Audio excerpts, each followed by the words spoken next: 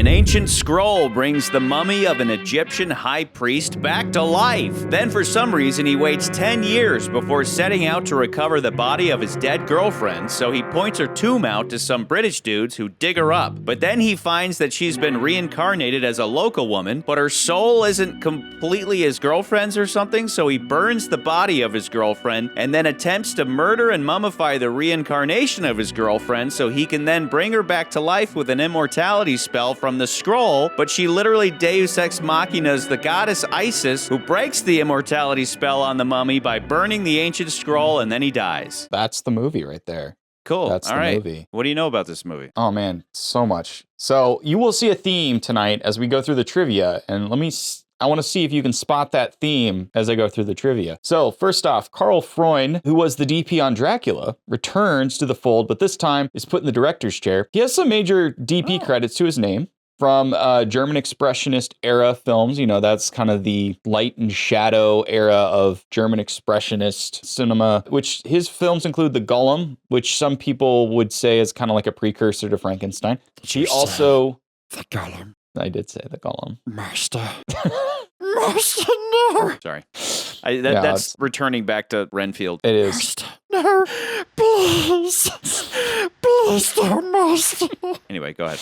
And then he also did Metropolis, which I think is pretty cool because that one is very inspirational movie that you've probably still heard of to this day. Yeah. Freund was also a big proponent and pioneer of what they called the unchained camera or moving camera, which I think you see a lot of that in this particular movie. From that time period, a lot of cameras were just stuck on tripods. He was very much all about moving the camera and giving it a little bit more movement, a little more flavor to the scenes. As one should. This film was originally going to be titled Cagliostro. Try that again. So the film was originally going to be titled Cagliostro. It was based on an Italian occultist that would eventually be turned into Imhotep. The name of the movie was going to be Cagliostro? It was going to be a completely different story. So they had just done Dracula, they'd done Frankenstein. They were like, yeah, we need another one of these movies, right? Yeah. So Carl Laemmle Jr. is coming up, having somebody come up with something dead ideas. to come back to life. And we need something else. Put what a else hot you got babe there? in there, too. Get one of those flappers off the streets.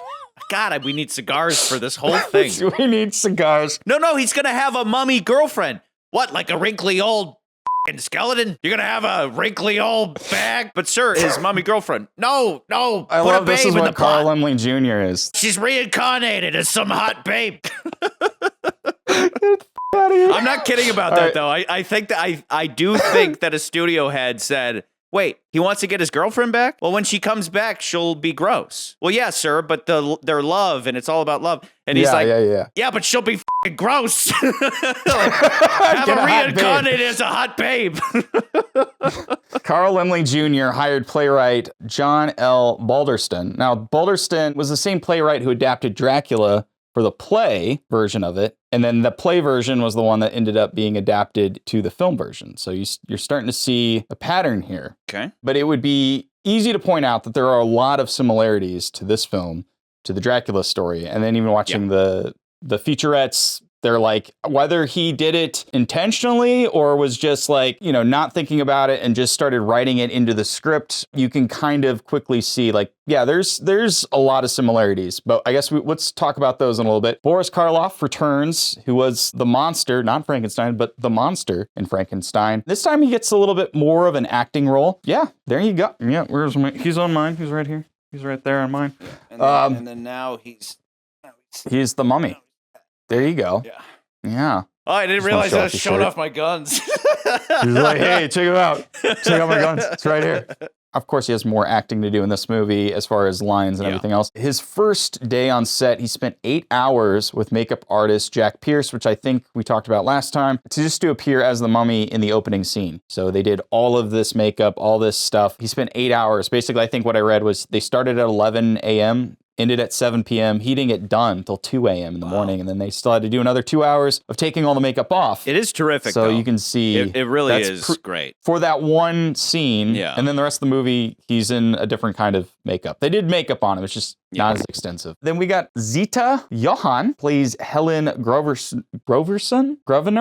I didn't catch her last name, right? Plays Helen. Let's just say that. She plays Helen, Imhotep's love interest who reincarnated. In real life, Zita was into mysticism and the occult. So it just fit. She was like, oh yeah, cool, it's reincarnation. This fits exactly what I believe in. And she did not have a really good working relationship with Karl Freund. Supposedly, Freund even had asked her to play a scene nude just as a tactic, just to show who's boss, but then she kind of was like, okay, we'll do that. I mean, if that's what you want to do. That's some Paul Verhoeven stuff right there.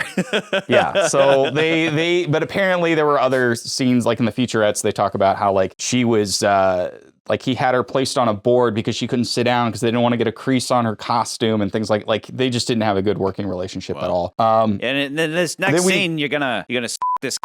Can we try to keep it PG-13? Like just to prove to me can who's we try? boss. Can we try? Edward von Sloan returns again, and this time playing Dr. Mueller, who seems to be a similar character to Van Helsing. Remember him? He was also the mentor character in Frankenstein. He just knows everything. Like he somehow knows the remedy for everything, and yeah. And he's the best actor in all these movies, consistently. Yeah. But you could see that they could easily just be like, yeah, if you had AI and you could just change some of the lines and make him Van Helsing through all three of these movies, you would have like connecting tissue. Like he's the connecting guy. You'd have the universal dark universe. Yeah, exactly. Yeah. You just Van Helsing, goes from film to film. It'd be fun. And then we've got David Manners. I don't know if you recognized him. He also returns playing Frank Wimble. His character seems to be similar to John Harker from Dracula. You can't not notice it because he's such an old school lover boy that nowadays is hard to watch because that would never, like any woman would run away from him because he's just... Oh, I know it seems absurd when we've known each other such a short time, but I'm serious. He's like, I love you. I love, like he's so in their face, and he just like he meets this woman, and 3 minutes later he's just like, and she should run away. And they cut to black, and you're suggesting like, what were they doing? Yeah. Maybe back in the day that was romantic, but now it's grotesque and just simp-y. It's like horribly but simpy. But it's also funny looking at their wardrobes because you watch Dracula and he's wearing like the 1920s knickerbockers, and then jump a year later and then he's like, oh, it seems like they've updated the wardrobe. Yeah. So you have Van Helsing just being awesome, and then you have that dude's dad being awesome. They're the best characters in this movie. And then the son, Frank, he's just like, well, guys, it looks like we're going to have a great day. They're just like, oh, my God, you're so embarrassing. Like, shut up. Yeah. But they're just coming out of the silent era. Yeah. So they're still. Yeah. Like, is this the best we got? Like, yeah, this is the best. Yeah, they're still coping with all that stuff. And then the final little piece of trivia is that there were actually a bunch of deleted scenes in this film that got cut out. And most of those were all of different iterations of Helen, or different incarnations of the princess, whatever he was in love with, the Imhotep. And so you would have seen her through time in these different incarnations, but because he isn't there, she dies or whatever. Interesting. And I think they just said it slowed the movie down. They just needed to cut all these scenes out. But it was kind of an interesting idea, is that like she has been reincarnated multiple times over the years and he's not been there. That would have helped absolutely, because it's just, again, for me, I'm thinking, I'm going, why this reincarnation thing? Why not just he's trying to bring back the mummy? He has the body of his old lover. Why not just bring that back? And my only conclusion is some studio head said, you got to have a hot babe in there. She can't be a wrinkly old bag. She got to be a hot young babe, because look at Imhotep. He's all wrinkly, which they didn't need to do, but they did, I guess, to just make him a little creepier. And so they're not going to remove their sex appeal by doing the same thing to the love interest. Just have her reincarnated. Right. Having her reincarnated through time would have helped that, if you ask me. Yeah. But then the studio head says, why is it 80 minutes? Cut it down to 70 minutes. Make more money. Right. Now bring me another hot babe to molest. Yeah, when I watched this movie the first couple minutes, I'm like, this is how we open this movie, is just three dudes sitting in a room and talking about something that they had already done, which would have been way more interesting to actually see. Well, it seems to me that box we dug up today with the very peculiar gentleman over there is the only find we've made in the past 2 months that'll bring this expedition any medals from the British Museum. You got Van Helsing and you've got the dad, the doctor, and then some other dude. And they're just talking about how, yeah, we uncovered this tomb. Imhotep, high priest of the Temple of the Sun at Karnak. The sacred spells which protect the soul in its journey to the underworld have been chipped off of the coffin. So Imhotep was sentenced to death not only in this world, but in the next. Maybe he got too gay with the Vestal Virgins in the temple. And you're just thinking, yeah, wouldn't that have been cool if we saw that scene where they find found the mummy. Yeah. You know? Nowadays, that's exactly what you would get. I think the part of the problem is like you and I have grown up with the Brendan Fraser mummy film where they do see that scene basically play out. It is kind of like you watch that and you're like, this is the intro to this movie. Is that compared to the other two movies three, but the only two movies that we watched, and you're introduced to the characters as them actually physically doing something, not three people sitting in a room just chatting about what they just did, you know? I do appreciate that the young guy who actually brings Imhotep back to life, how he just immediately goes insane.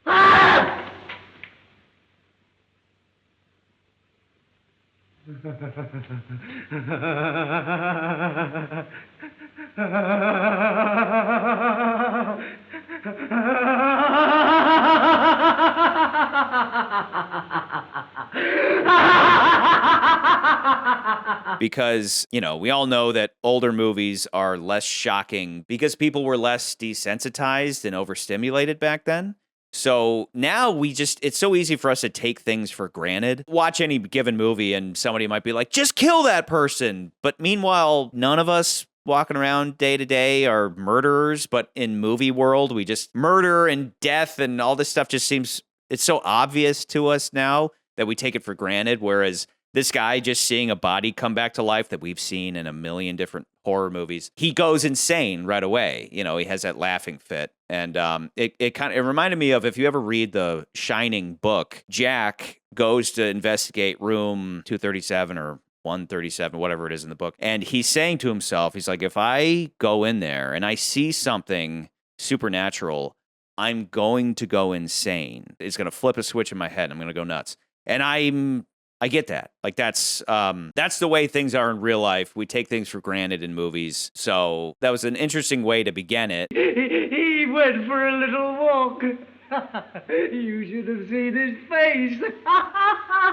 But then it cuts to 10 years later, and it's like, remember when that guy went crazy and he died? Yeah, I remember that too. Was it 10 years ago? Queer story, that young Oxford chap he had with him going mad. You know what I think it was? No. What? I think he went crazy. Bored beyond human endurance, messing around in this sand and these rocks. That was weird. And then Imhotep walks in. They're like, hey, what's up? Oh, you found a thing? It's a classic. You could point to this and be like, this is the reason why we show and don't tell. I would say that about the opening of the movie, like the whole first, I think that's 10 minutes. I think within the first 10 minutes, it's a lot of telling about where they found this, whatever, but never showing how they did it or anything like that. And so it's a lot of show. It's a lot of tell, no show for the first 10 minutes of the movie. And most of the movie is that way too. So it's very frustrating to watch. There's definitely a feeling that Karl Freund was like, oh, this looks good, but not really thinking, okay, what would be more interesting for the characters? What would be an interesting way of introducing those characters and not just people sitting in a room? Yeah. In the Bond series, we talked a lot about the importance of introducing your lead, right? Yeah. Your lead here aren't the scientists and the archaeologists and all that. They are these guys.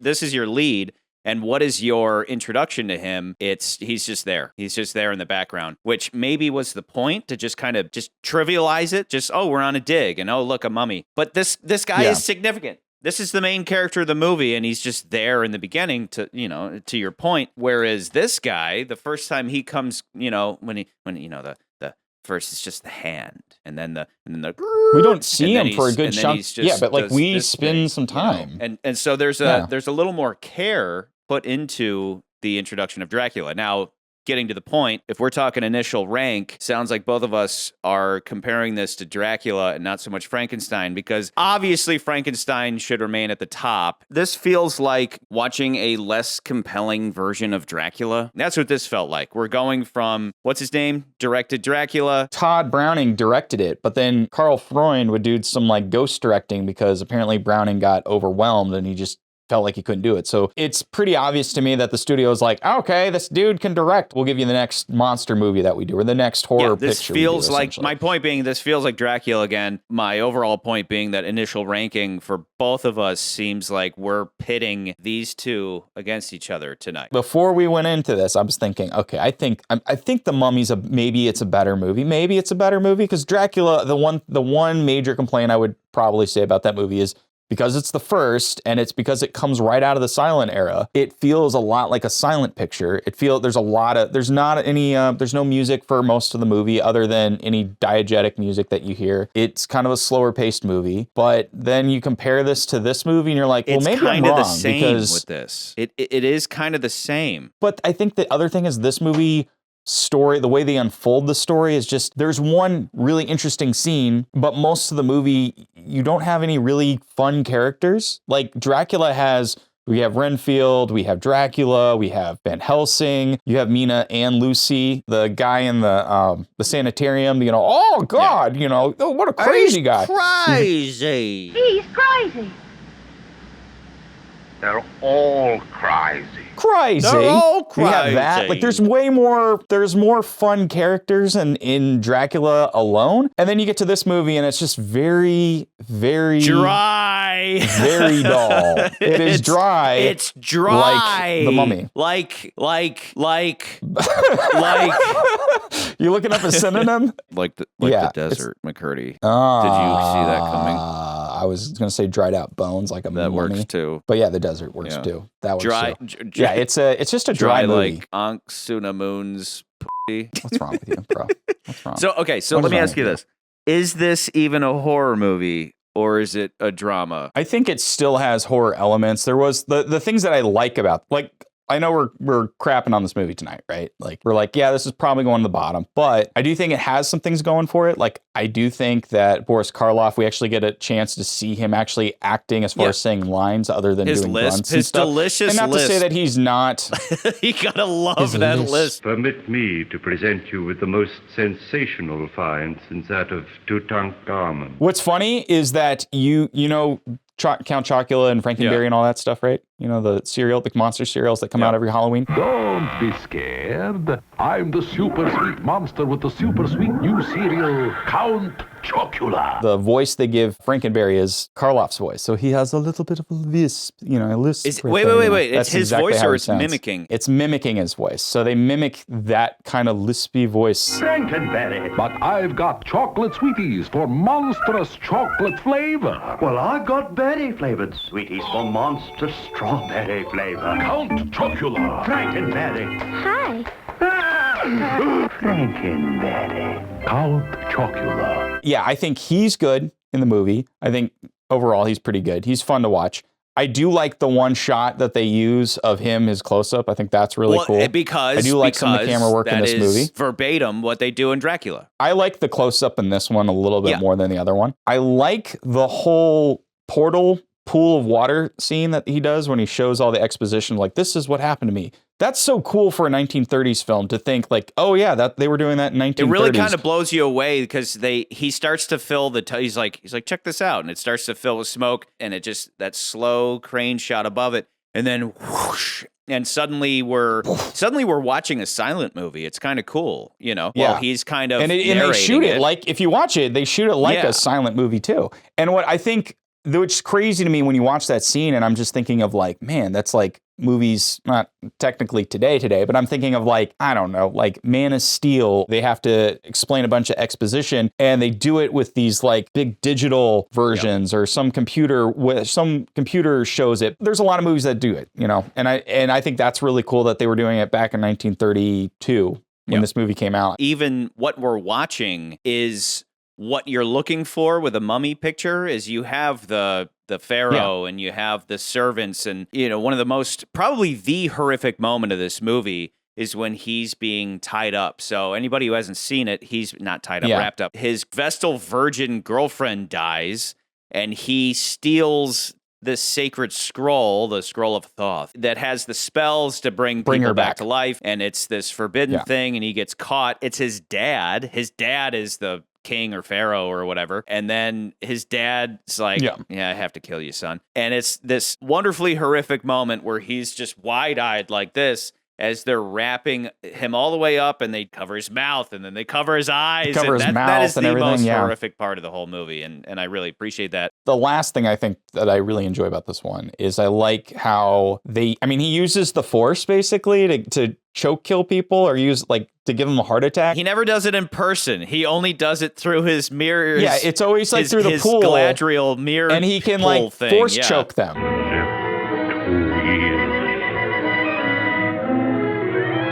I liked that. I think that was okay, that's kind of a creative way of killing people in the 1930s. It's we're using a magical curse essentially to choke someone out. I think that's cool. I like that part of it. But overall, though, this movie is just a void of humor. There's just nothing funny about McCurdy, the movie. They don't.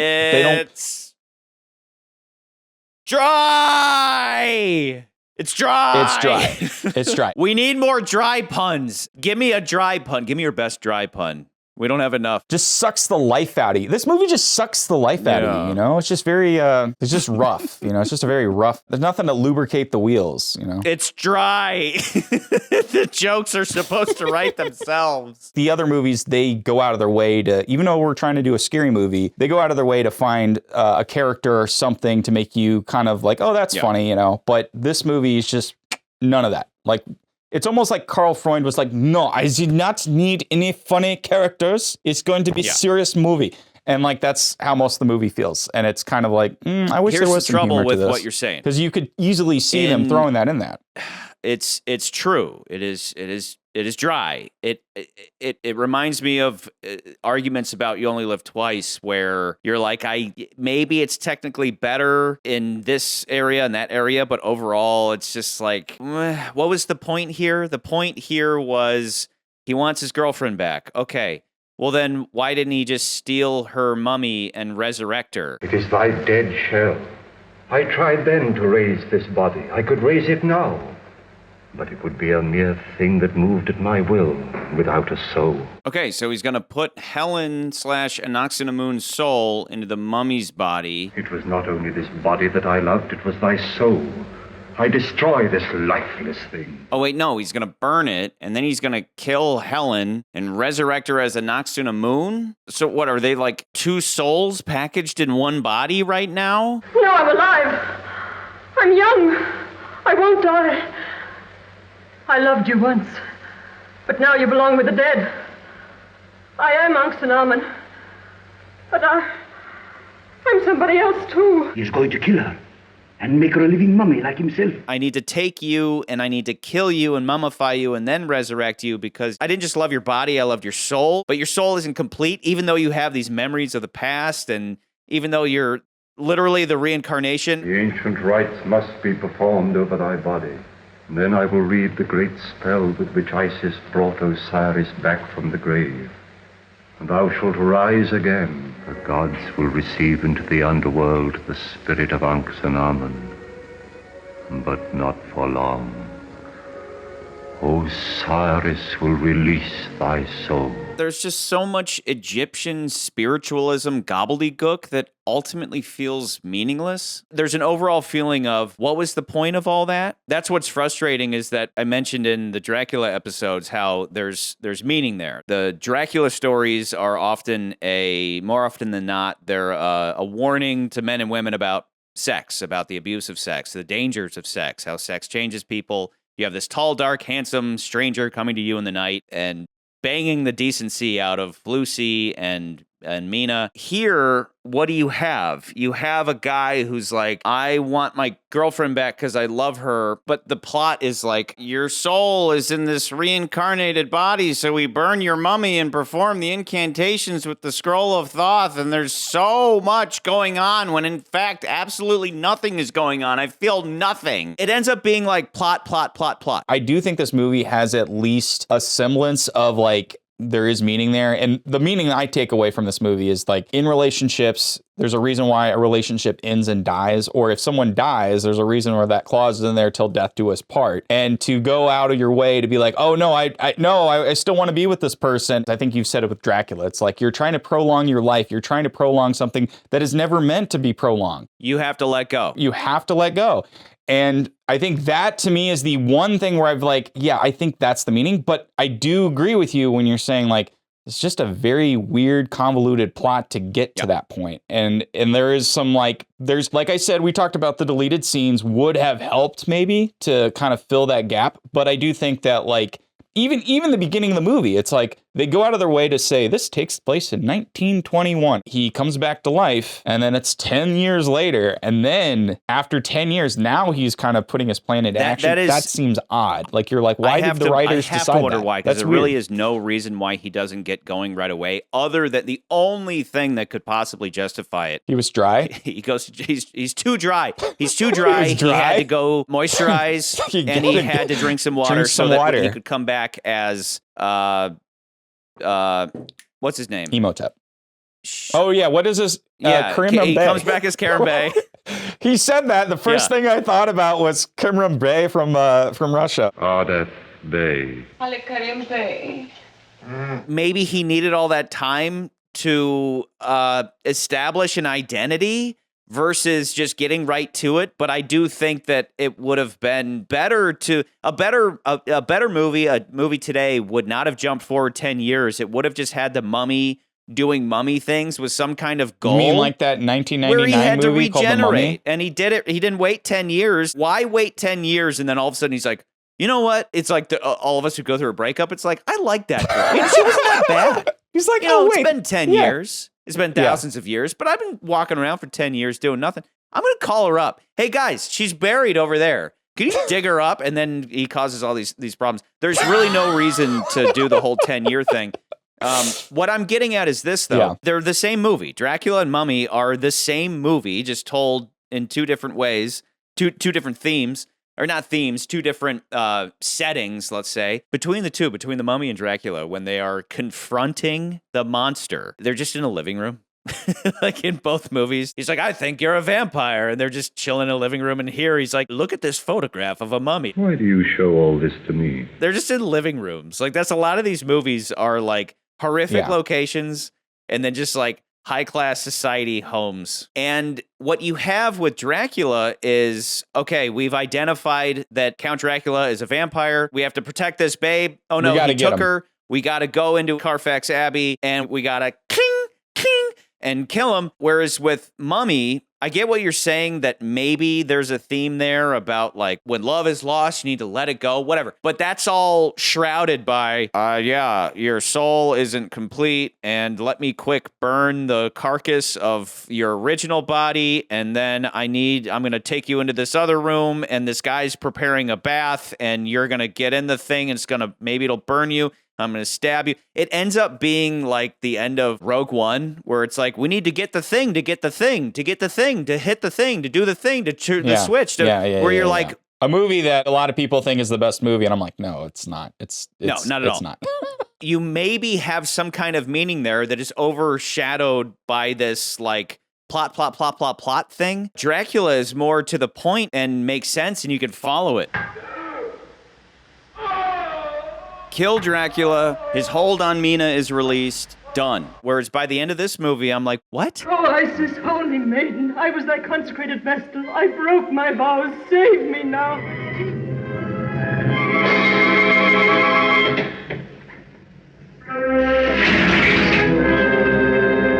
Him burning the body of the mummy, his girlfriend Mummy, is so odd to me. It like, why even do it at all? Why do that? And then it's like you have her already, and then no, but her soul isn't complete enough, so I need to kill you and then resurrect you. It's all just it's so finish like her off, so then it's so much and it's so unclear in the end that I'm just like, what? You have lost me. You've lost me. This wasn't really thought out. This was just trying to replicate Dracula, but ended up just muddying the waters. And then on top of all of that, it's literally Deus Ex Machina. She appeals to a goddess to be like, hey, goddess, Can you set the Yeah, scroll on fire? It's like that's going all back and watching the that. goddess just set the. That's all she did. That was all she had to do?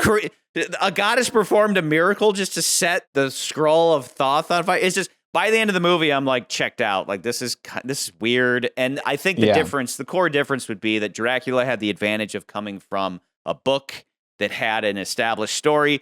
Whereas here, it's like, how do we end this? I don't know. Just the scroll sets on fire and we're done. And then it's like, call her back from the afterlife. Call her. He has dragged her back to ancient Egypt. Call her. Her love for you may bridge the centuries. Helen, come back. It's Frank. And then she's like, I'm better now. It's dry and underwhelming and just kind of, meanwhile, I'm like, this Dracula dude's fucking cool. And then Frankenstein's fucking untouchable at that point. I think we figured this one out. I mean, I think this is pretty much in the bag. This episode is it dry? I need some water. I'm parched. But yeah, I would put it at the bottom of this list currently. Just to reiterate, I think for the rest of this series, Dracula and Spanish Dracula, just by necessity, have to be linked. I don't think there's ever going to be any case for like, well, the Mummy's better than Spanish Dracula, but not as good as Dracula. I think it's logical to keep Dracula and Spanish Dracula inexorably linked forever. But yes, I agree. The Mummy, unfortunately, is too dry of a movie to surpass Dracula that is bathed in blood, wet, hot, sticky, not dry blood. It's dry, McCurdy. Did you get it? It's a dry movie. It's really dry. I hate you. I just hate you. You're drying me out. Yeah, I'd say overall, it's just like plot. The movie is just plot with limited meaning, and that doesn't do it for me. And no fun. So, just no fun. It has one really fun technical scene, and then the movie is very like... It's drier than Cleopatra's 3,000-year-old